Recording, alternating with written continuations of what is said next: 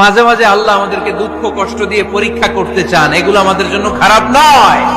এই দুঃখ কষ্ট বিপদ আমাদের কোমরকে সোজা করে, আমাদের পায়ের মাটিকে শক্ত করে। চিল্লায় বলেন ঠিক কিনা? প্রতিকূল পরিবেশে কিভাবে বাঁচতে হয় এই দুঃখ কষ্ট আমাদেরকে শিখায়। এজন্য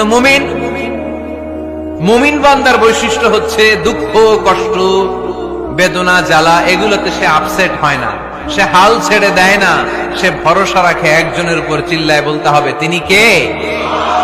কারণ মুমিন জানে রাত্রি যত গভীর হয় অন্ধকার তমানিসা ভেদ করে সুবহে সাদিক হয়। মুমিন জানে গর্ভবতী নারীর পেটের ব্যথা যেই দিন বাড়তে থাকে ওই দিনই নতুন মেহমান আগমনের সময় ঘনাতে থাকে। মুমিন জানে তার জীবনে দুঃখ কষ্ট বিপদ যত বাড়তে থাকে সুখের দিন কাছে আসতে থাকে।